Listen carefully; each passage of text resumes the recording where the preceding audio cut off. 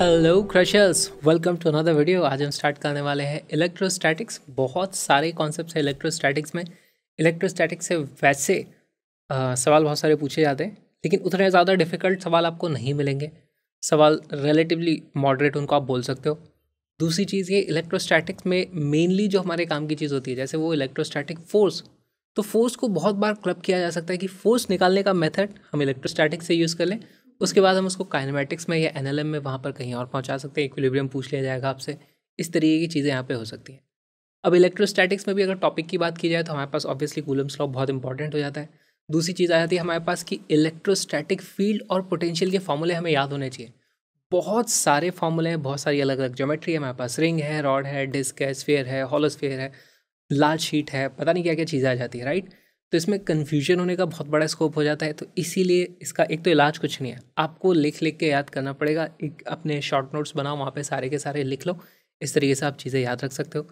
फिर उसके बाद आता है हमारे पास गॉसेस लॉ। गॉसेस लॉ का छोटा सा एक स्टेटमेंट है, लेकिन उसकी एप्लीकेशन तरीके तरीके से करी जा सकती है, राइट। तो उसमें क्रिएटिव सवाल बनाने का बहुत अच्छा स्कोप होता है। तो गॉसेस लॉ को भी आज हम अच्छे से देख लेंगे। और लास्ट में आता है हमारे पास डाइपोल। तो डाइपोल होता छोटा सा है, लेकिन उसके एक्चुअली उसके भी 2-3 फॉर्मूले हमारे पास। एक पोटेंशियल का होता है, एक हमारे पास इलेक्ट्रिक फील्ड का होता है, लेकिन उसकी बहुत तरीके से सवाल बनाए जा सकते हैं। साथ में dipole in uniform electric field किस तरीके से बिहेव करता है, उसके ऊपर टॉर्क लगता है, फिर वो एसएचएम कर सकता है। ये सारे क्वेश्चन तो हम ऑलरेडी देख चुके हैं। डायपोल अगर एक नॉन यूनिफॉर्म इलेक्ट्रिक फील्ड में है तो क्या होगा, वो भी सारी चीज़ें हम देख चुके हैं, लेकिन फिर भी उनको अच्छे से एक बार और रिवाइज कर लेंगे, देख लेंगे किस तरीके से वहाँ पे सवाल बन सकते हैं। तो ये सारी की सारी चीज़ें आज हम करने वाले हैं। स्टार्ट करते हैं हम। सबसे पहले तो हमारे पास जो इलेक्ट्रोस्टैटिक फोर्स होता है, तो हमारे पास फोर्स की वैल्यू हो जाती है के Q1 Q2 upon r square. यहाँ पे के को आप ये भी लिख सकते हो, के इज इक्वल टू क्या लिखते हैं हम इसको, 1/4 पाई एप्सिलॉन नॉट, ठीक है। और इसकी वैल्यू कितनी होती है, 9 × 10⁹। अच्छा, ये होता है इन वैक्यूम। अब यहाँ पर एक छोटा सा कॉन्सेप्ट है, ठीक है। तो छोटा सा कॉन्सेप्ट ये है कि भाई अगर हम इस फोर्स को, मैंने दो जो चार्ज लग रहे थे उनको किसी मीडियम में डुबो दें, उसको किसी मीडियम से चारों तरफ कर दें, तो ऐसे में फोर्स का मैग्नीट्यूड, नेट फोर्स का मैग्नीट्यूड कम हो जाता है। तो यहाँ पे मैं लिखूंगा F net in a medium. उसकी जो वैल्यू हो जाती है उसको मैं लिख सकता हूँ 1/4 पाई एप्सिलॉन नॉट। ये तो हमारे पास वैक्यूम के हिसाब से आ जाता है ना, मल्टीप्लाइड बाई एप्सिलॉन आर। ये हो गया हमारे पास रिलेटिव परमिटिविटी। और हमारे पास यहाँ पर वापस आ जाएगा Q1 Q2 upon r square. ये चीज़ एज इट इज़ रहने वाली है। अब देखो, ये वाला जो है ये नेट फोर्स है। अब इसमें कॉन्सेप्ट क्या है कि हमारे पास जो चार्जेस हैं, है ना, उनके बीच में कुछ फोर्स इस तरीके से लगता है। ये होता है एफ चार्जेस। फिर हमारे पास बीच में एक मीडियम आ गया। मीडियम के कारण कुछ और फोर्सेस लगने लग जाते हैं ना, तो यहाँ पर आप बोल सकते हो इस तरीके से, इनके ऊपर इस तरीके से एफ मीडियम इस तरीके से लग रहा है। तो जो नेट फोर्स इस तरफ लगता है वो कुछ इस तरीके से, ये हमारे पास नेट फोर्स बच जाता है एफ नेट, ठीक है। तो एफ नेट की वैल्यू इफेक्टिवली हम देखते हैं कि वो कम हो चुकी है, और ये वही एफ नेट है। तो यहाँ पर आपसे सवाल क्या पूछा जाएगा कि बताओ चार्जेस के बीच में कितना फोर्स लग रहा था। तो चार्जेस के बीच में फोर्स वही लग रहा है। मीडियम के कारण कितना फोर्स लगा था, अगर हमें वो पता करना है तो हम यहाँ पे बड़ी आसानी से पता कर सकते हैं। हम लिख देंगे f medium will be equal to, कितना हो जाएगा हमारे पास, f charge minus f net, ठीक है। तो इस पे बेस्ड क्वेश्चंस पूछे जा सकते हैं, इसीलिए ये मतलब थोड़ा हमें बस पता होना चाहिए। कोई बहुत ही कॉम्प्लिकेटेड चीज़ तो ये नहीं है। आगे के नेक्स्ट कॉन्सेप्ट्स की ओर आगे बढ़ते हैं।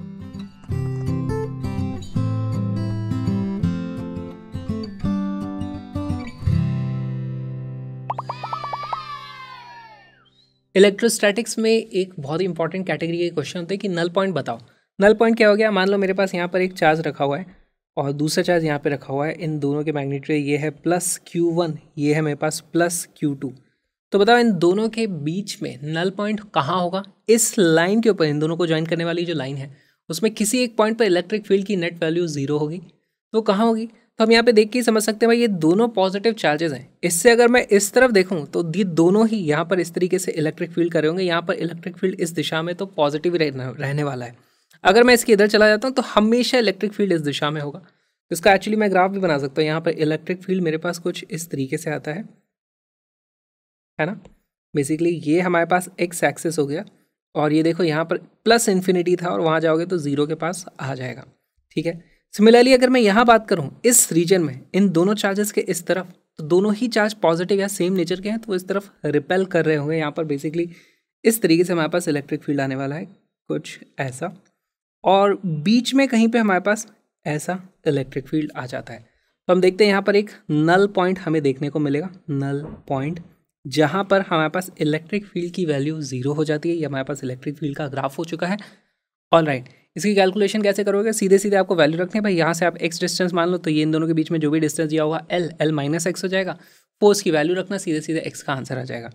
अब इसमें और एक चीज़ आप ध्यान रख सकते हो कि अगर दोनों चार्जेस का मैग्नीट्यूड सेम हुआ तो बीचों बीच आ जाएगा नल पॉइंट। अगर ये वाले का मैग्नीट्यूड ज़्यादा है तो नल पॉइंट इसके पास शिफ्ट हो जाएगा। अगर इसका मैग्नीट्यूड ज़्यादा है तो नल पॉइंट इसके साथ, इसकी तरफ शिफ्ट हो जाता है। ये चीज़ें बहुत ही बेसिक सी हम ऑलरेडी देख चुके हैं।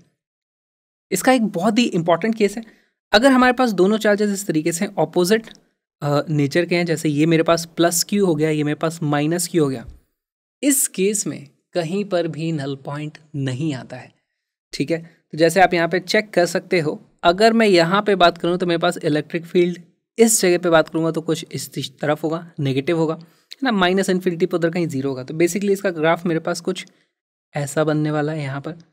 अगर मैं जस्ट यहाँ पे बात करूँ इलेक्ट्रिक फील्ड की, तो वो इस तरफ होगा, है ना, और यहाँ पर देखूँगा तो भी वो कुछ इस तरफ होगा। तो यहाँ पे भी कुछ ऐसा ग्राफ आएगा, और इन दोनों के बीच में मेरे पास कुछ ऐसा ग्राफ आने वाला है। हमें एक मिनिमा ज़रूर देखने को मिलेगा, क्योंकि ये दोनों चार्जेस इक्वल हैं, तो मुझे पता है वो यहाँ सिमेट्री से एकदम सेंटर में ही आने वाला है। मिनिमा देखने को मिलेगा, लेकिन वो वैल्यू 0 नहीं होती है। फिर आ जाता है अब हमारे पास लास्ट केस, जब हमारे पास चार्जेस तो हैं जो ऑपोजिट नेचर के ही हैं। जैसे ये है मेरे पास प्लस Q1 और ये वाला है मेरे पास माइनस Q2, है ना, एक पॉजिटिव हो गया, एक नेगेटिव हो गया। अब इस केस में क्या होगा, हमारे पास अगेन ग्राफ्स कुछ इसी तरीके के बनेंगे, लेकिन अब कहीं ना कहीं मेरे पास नल पॉइंट आने वाला है।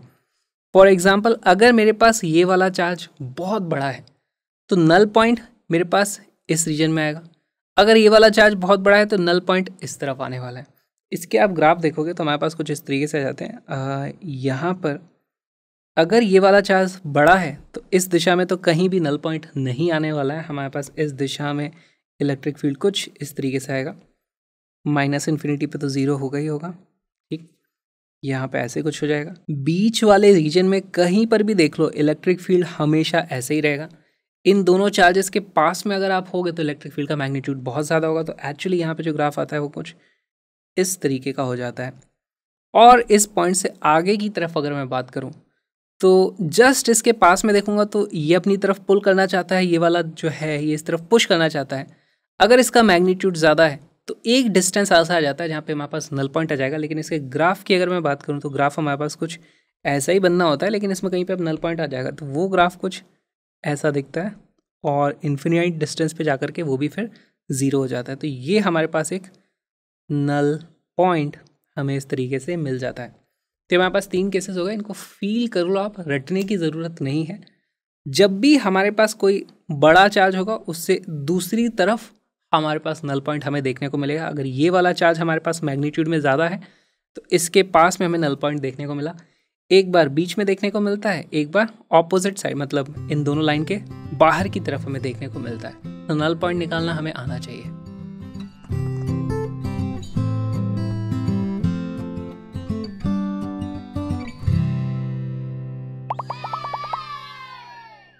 इलेक्ट्रिक फील्ड की बहुत सारी अलग अलग ज्योमेट्रीज हैं, सबको हम देख चुके हैं, लेकिन जो जो इंपॉर्टेंट हैं उनको फिर से रिवाइज कर लेते हैं। मालूम हमारे पास इस तरीके से इनफाइनाइटली लॉन्ग वायर है, और लॉन्ग वायर है उसके ऊपर चार्ज भी एक्चुअली इनफाइनाइट हो जाएगा। तो यहाँ पे हम बोलते हैं लेट्स से इसके ऊपर plus plus plus plus plus plus plus plus कुछ लीनियर चार्ज डेंसिटी है। चार्ज की वैल्यू क्या मैं लिख सकता हूँ, linear charge density is equal to lambda coulomb per metre, इस तरीके से। और राइट, तो यहाँ पर हमारे पास 2 एंगल बन रहे हैं, है ना। इस पॉइंट पे मैं बोल दूंगा ये है मेरे पास θ1, ये है मेरे पास θ2। अब यहाँ पे इलेक्ट्रिक फील्ड को याद रखने के बहुत ही सिंपल सा तरीका है। यहाँ पर जो इलेक्ट्रिक फील्ड होगा उसका एक कंपोनेंट इस तरफ लिखेंगे हम, एक कंपोनेंट इस तरफ लिखेंगे, है ना। ये वाला जो मेरा कंपोनेंट होगा इसको मैं लिख दूंगा this is electric field perpendicular and this will be electric field parallel.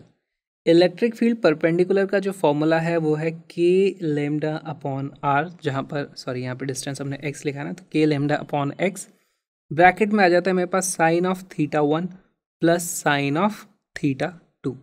बहुत ही सिंपल फॉर्मूला है। अगर हमारे पास ये इनफाइनाइटली लॉन्ग वायर हो जाता है तो यही थीटा की वैल्यू 90 डिग्री हो जाती है, ये वाले थीटा की वैल्यू भी 90 डिग्री हो जाती है, और हमारे पास वैल्यू कितनी रहेगी यहाँ पे 2 के लेमडा बाई एक्स हमारे पास फॉर्मूला आ जाएगा। ठीक है, फिर हमारे पास दूसरी बात आएगी इलेक्ट्रिक फील्ड पैरेलल वाला, तो उसका भी फॉर्मूला काफ़ी सिमिलर है, के लेमडा अपॉन एक्स। अब यहाँ पे sine theta 1 plus sine theta 2 था, प्लस माइनस का डिफरेंस नहीं था, यहाँ पे प्लस माइनस की गड़बड़ आ जाती है, तो यहाँ पे क्या आ जाता है मेरे पास cos theta 1 minus cos theta 2। अब इसको फील करने की कोशिश करो, माइनस किस लिए है?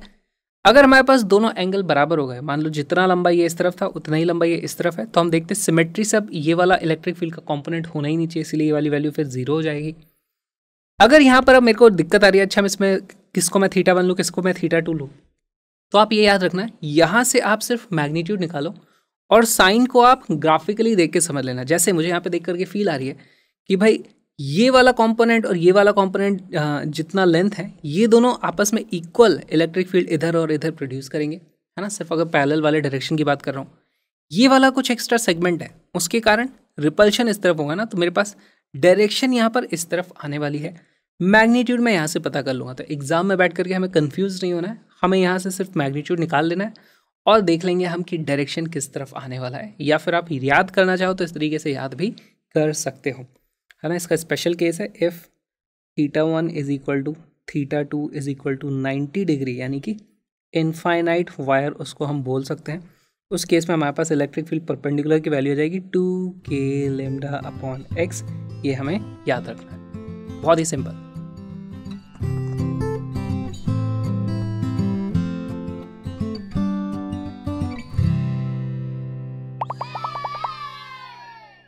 Electric field due to ring बहुत ही इंपॉर्टेंट हो जाता है, क्योंकि यहाँ पर SHM का स्कोप बनता है। तो देखो यहाँ पर हमारे पास मान लो कोई एक पोजीशन है जो यहाँ सेंटर से x डिस्टेंस पर है, और यहाँ से हमारे पास ये वाला जो टोटल डिस्टेंस है, लेट्स से इसकी वैल्यू d है, इसके ऊपर नेट चार्ज की वैल्यू q है। तो हमारे पास क्या होगा, ये जितने भी चार्जेस है ना, ये सारे के सारे चार्जेस इस पॉइंट से एक्चुअली d डिस्टेंस पे ही हैं, क्योंकि यहाँ पे रेडियल हमें कुछ सिमेट्री दिखाई दे रही है। ऑलराइट, अब यहाँ पर सारे के सारे डी डिस्टेंस पे तो सबके सब इस तरीके से डी एफ कुछ लगाएंगे, लेकिन हमारे पास जो नेट फोर्स होगा ना, वो सिर्फ उनका ये वाला कंपोनेंट हो जाएगा, है ना। इस तरीके से ये वाला जो एंगल होता है हमारे पास, उसकी वैल्यू लेट्स से थीटा आ जाती है, तो मैं लिख दूंगा सीधे सीधे फोर्स। देखो उसकी वैल्यू हो जाएगी के क्यू, फोर्स नहीं लिखेंगे अभी, इलेक्ट्रिक फील्ड पता कर लेते हैं, के q upon D square times cos of theta, है ना। क्योंकि डी स्क्वायर से तो हमारे पास इस दिशा का नेट पता चलता, लेकिन सभी का कॉस थीटा वाला कंपोनेंट हमें ऐड करना है, साइन थीटा वाले कंपोनेंट आपस में कैंसिल आउट हो जाते हैं। तो यहाँ पर अब ये देखो, इसको सीधे सीधे लिखने का हमारे पास का तरीका हो जाएगा।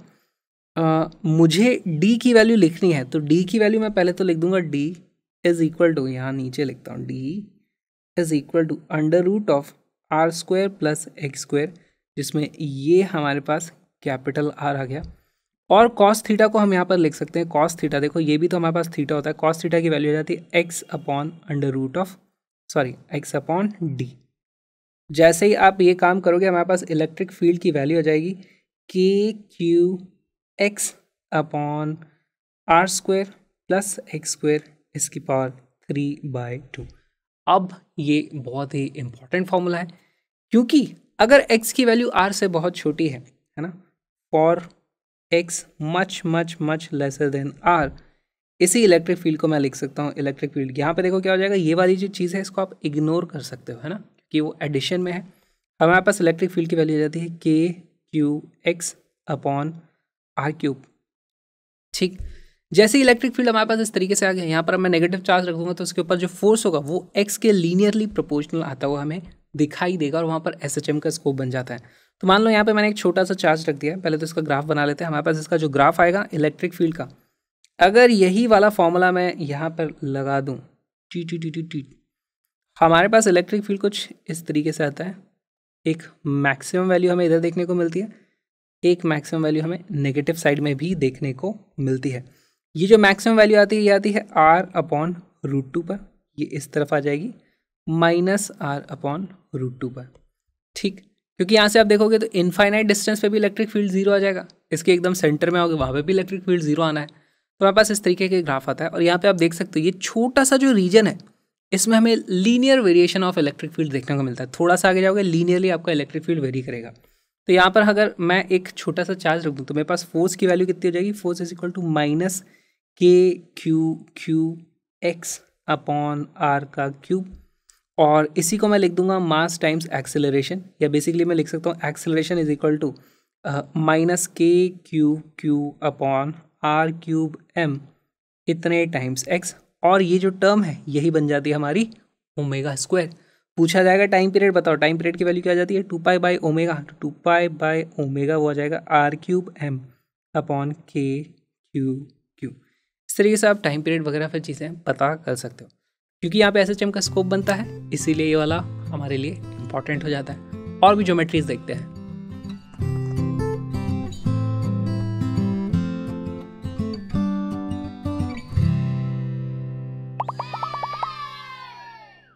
इलेक्ट्रिक फील्ड, अगर हमारे पास कोई डिस्क है तो उसके एक्सिस पे आप किस तरीके से लिख सकते हो। अब इसका डेरिवेशन हम नहीं करेंगे, इसका जो रिजल्ट है हमें वो याद होना चाहिए। इसका डेरिवेशन करने लग गया एग्जाम में तो फिर तो बहुत ज़्यादा टाइम हमारा चला जाएगा। देखो यहाँ पर कोई भी एक्स डिस्टेंस पे हम देख सकते हैं कि हमारे पास यहाँ पर थीटा एंगल अगर वो सबटेंड होता है, ये वाली वैल्यू मेरे पास आर है, तो यहाँ पर जो इलेक्ट्रिक फील्ड होगा, इलेक्ट्रिक फील्ड की वैल्यू जाती है electric field e is equal to sigma upon 2 epsilon 1 minus cos theta. अब यहाँ पर सिग्मा पता करना मुश्किल नहीं है, यहाँ पे मान लो इसके ऊपर चार्ज दे दिया गया है क्यू, तो क्यू अपॉन एरिया कर दूंगा, मेरे पास सिग्मा की वैल्यू आ जाएगी। क्वेश्चन यहाँ पर जो घुमाया जाएगा वो कि भाई आपको थीटा की वैल्यू नहीं पता चलेगी, या फिर अगर थीटा की वैल्यू दे दी गई है तो फिर आपसे पूछा जाएगा बताओ इसके थ्रू फ्लक्स कितना जा रहा है ना। अगर यहाँ पे मैंने एक चार्ज रख दिया, इस तरीके के बहुत सारे वेरिएशन यहाँ पे हो सकते हैं। तो यहाँ पे एक कॉन्सेप्ट यूज़ होता है सॉलिड एंगल का। सॉलिड एंगल और ये हमारा जो एक रेगुलर एंगल है, इन दोनों के बीच में डिफरेंस क्या आएगा। तो देखो ये रेगुलर एंगल तो आप इस तरीके से पता कर सकते हो, भाई हमारे पास ये थीटा की वैल्यू है, हमारे पास ये वाली वैल्यू आर थी, और हमारे पास ये वाला डिस्टेंस एक्स आ रहा है। मैं लिख दूंगा tan theta is equal to r upon x. यहाँ पर इस तरीके से लिख सकते हैं ना, इसको लिख भी देते हैं, दिस इज आर, मैं लिख दूंगा tan theta is equal to r upon x. ठीक, सॉलिड एंगल क्या होगा, अगर मैं इसी को यहाँ पर इस तरीके से पूरा का पूरा घुमा दूँ, है ना, तो यहाँ पर एक इस तरीके से कोन बन जाता है, और कोन के हिसाब से हमारे पास सॉलिड एंगल आता है। सॉलिड एंगल को किस तरीके से लिखा जाएगा, सॉलिड एंगल। और इस सॉलिड एंगल को याद रखना, ये बहुत जगह इस कॉन्सेप्ट को यूज़ किया जा सकता है एडवांस लेवल पे। अगेन जब भी ये सवाल आएगा सॉलिड एंगल वाला, आपको फिर इंटीग्रेशन करना पड़ जाएगा। उससे बचने के लिए सॉलिड एंगल अभी हम देखेंगे भी, इसके बहुत सारे एग्जाम्पल देखेंगे, वहाँ पर हम इसको डायरेक्टली यूज़ कर पाएंगे। देखो सॉलिड एंगल होता है हमारे पास, सॉलिड एंगल ओमेगा से लिखा जाता है, उसकी वैल्यू आ जाती है 2 पाई 1 माइनस कॉस थीटा। ठीक है, अगर मैंने इसी थीटा एंगल को यहाँ पे रोटेट कर दिया तो मेरे पास इस तरीके से एक कोन बनता है ना। 3 डायमेंशनल बात हो रही है अब यहाँ, this is solid angle omega, 3D solid angle. तो इस पे बेस सवाल पूछे जा सकते हैं आपसे। यहाँ पे बोल दिया जाएगा यहाँ पे चार्ज रखा हुआ है प्लस क्यू, उसके ऊपर कुछ फोर्स लग रहा होगा यहाँ पर। अब फोर्स का मैग्नीट्यूड भी दे दिया है, तो आप इलेक्ट्रिक फील्ड पता कर सकते हो। इलेक्ट्रिक फील्ड के कारण यहाँ पे जो फोर्स लगता है उसके हिसाब से आप यहाँ का रेडियस या जो भी आपसे पूछा गया वो चीज़ आप पता कर सकते हो। फिर बोला जाएगा इस क्यू से जितना यहाँ से फ्लक्स निकला था वो किस तरीके से बता सकते हो। तो अब देखो यहाँ से अगर यहाँ पे मेरे पास प्लस क्यू चार्ज रखा हुआ है, यहाँ से इस तरीके से फील्ड लाइंस इसकी तरफ से जाती है ना, ऐसे।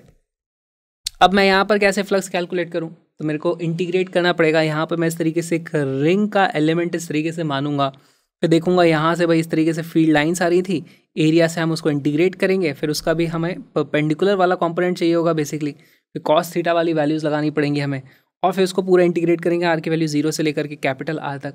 ये सब चीज़ें कॉम्प्लिकेटेड हो जाती हैं। अगर मुझे पूछा जाए कि यहाँ पर प्लस क्यू चार्ज रखा है और इस सॉलिड एंगल में से कितना हमारे पास फ्लक्स जाने वाला है, तो अब वो बहुत आसान है। क्योंकि अगर मेरे पास यहाँ पे प्लस क्यू चार्ज है तो देखो सॉलिड एंगल टोटल होता है हमारे पास, अगर पूरा का पूरा 3 डायमेंशन में घुमा दो तो वो वाली वैल्यू आती है हमारे पास 4 पाई।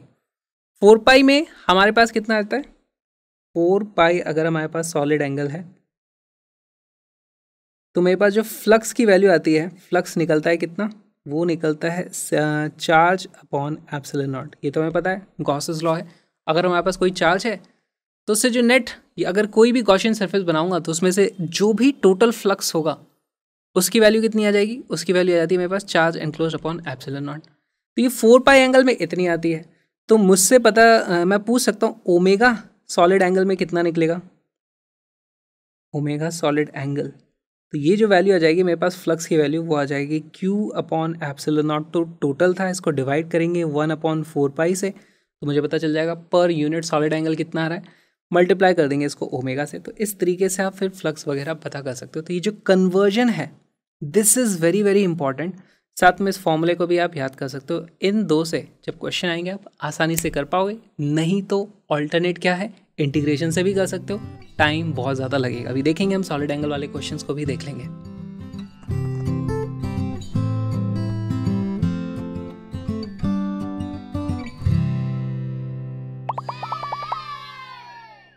Electric field due to a large sheet. अब देखो इनफाइनाइट शीट तो कुछ होती नहीं है, बेसिकली मेरे पास कोई भी शीट है, मान लो यही मेरे पास शीट है, इसके अगर मैं पास में रहता हूँ तो मैं देखूंगा यहाँ से, अच्छा ये भी इनफाइनाइट तक फैली हुई दिखेगी, ये भी इनफाइनाइट तक फैली हुई दिखेगी। बेसिकली अगर मैं यहाँ पर हूँ तो इसका जो ऊपर का एंगल है वो भी ऑलमोस्ट 90 डिग्री हो जाएगा, नीचे की तरफ देखने वाला वो एंगल भी ऑलमोस्ट 90 डिग्री हो जाएगा। तो मैं बोल सकता हूँ मेरे लिए इस वक्त ये इनफाइनाइट शीट हो गई है। अगर मैं बहुत दूर हूँ तो फिर ये एंगल की वैल्यू मान लो 45 डिग्री आ गई, ये भाई 45 डिग्री आ गई, तो उस केस में मेरे लिए इनफाइनाइट शीट नहीं है। तो इस तरीके से मैं यहाँ पर देखो, अगर यहाँ पर चार्ज डेंसिटी की वैल्यू सिग्मा है, sigma coulomb per metre square, इस तरीके से यहाँ पर जो भी हमारे पास इलेक्ट्रिक फील्ड ई की वैल्यू आती है, या फिर यहाँ पर भी इलेक्ट्रिक फील्ड ई लिख सकते हो, ई की वैल्यू होती है हमारे पास सिग्मा अपॉन 2 एप्सिलॉन नॉट। और ये क्यों इंपॉर्टेंट हो जाता है, अगर हमारे पास इन दोनों के बीच में डिस्टेंस है एक्स, मैं मान के चल रहा हूँ ये इनफाइनाइट है ना, अगर ये फाइनाइट होती तो यहाँ पे कुछ एंगल इस तरीके से आ जाता है, लेकिन एंगल अभी क्योंकि इधर ऊपर इनफाइनाइट तक जा रही है, ये 90 डिग्री ही है। यहाँ पर नीचे की तरफ देखोगे कि भाई शीट कितनी नीचे है, तो वो 90 डिग्री पे देखेगी, ऊपर भी देखो 90 डिग्री, टोटल आपको ऊपर से नीचे देखने में 180 डिग्री घूमना पड़ेगा, करेक्ट। तो हमारे पास ये this is independent of x. जैसे ये वाली चीज़ आ जाती है तो अब इस पर स्पेशल क्वेश्चन बनाने का कुछ स्कोप आ जाता है, इसीलिए हमें इसको याद रखना है ना। बहुत ही सिंपल सी चीज़ है। अगेन मैं यहाँ पे बता दूँ, अगर हमारे पास ये शीट है और ये हमारे पास एक्सिस है, अगर मेरे पास यहाँ पर पॉइंट ए है और यहाँ पर पॉइंट बी है, तो शीट इज इनफाइनाइट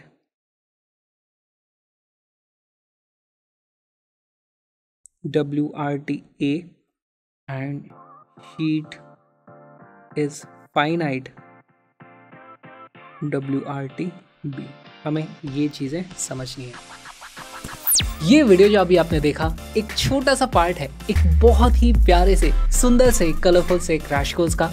हमारे 2 क्रैश कोर्स हैं, जेई मंथ और नीट मंथ, जिसमें 11th और 12th दोनों के फिजिक्स के सारे concepts, important but necessary conceptual questions और बहुत सारे अच्छे प्रीवियस ईयर्स क्वेश्चंस, उन सभी को मिला दो तो जो बनता है वो है JEE month and NEET month. JEE month में जेई मेन और जेई एडवांस दोनों की तैयारी होती है। नीट मंथ में नीट स्पेसिफिक वीडियोस हैं, लेकिन as a bonus JEE Main के वीडियोस भी मिलते हैं, तो आप उनसे भी तैयारी कर सकते हो। ये दोनों ही क्रैश कोर्स पूरी दुनिया के इकलौते कलरफुल क्रैश कोर्स हैं, जहां पर हर एक कॉन्सेप्ट को समझाने के लिए मैंने कस्टम मेड ग्राफिक्स को हाथ से बनाया है। उनका फायदा क्या होता है, आपको कॉन्सेप्ट एक बार में समझ में आ जाता है और ये चीजें याद रहती हैं। हर एक ग्राफिक को आप फ्री में डाउनलोड कर सकते हो, link is in the description. सारी PDF अभी के अभी डाउनलोड करा के आप प्रिंट करा सकते हो, या फिर आप चाहो तो इन सभी को मिला करके एक मैंने बहुत ही अच्छी हैंडबुक बना दी है, उसका प्रिंट आउट भी खरीद सकते हो, ताकि आप किसी भी बुक का या किसी भी और टेस्ट सीरीज के क्वेश्चंस की प्रैक्टिस कर रहे हो तो एक हाथ में आपके पास हैंडबुक रहेगी, तो आप जल्दी फॉर्मूले रिवाइज कर पाओगे, इंपॉर्टेंट कॉन्सेप्ट्स को रिवाइज कर पाओगे और अपनी तैयारी स्पीड अप कर पाओगे। कलरफुल नोट्स की प्रिंटेड हैंडबुक का लिंक भी डिस्क्रिप्शन में है। साथ में मेरे ऑल इंडिया रोड ट्रिप के व्लॉगिंग सीरीज का लिस्ट, तो उसको भी आप देख सकते हो। बाय द वे सारे के सारे ग्राफिक्स आपका वेट करें, जल्दी से आ जाओ, कलरफुल तरीके से फिजिक्स पढ़ेंगे, सारे कॉन्सेप्ट्स को अच्छे से विजुअलाइज करके समझेंगे। Link is in the description. हम मिलेंगे अगले वीडियो में।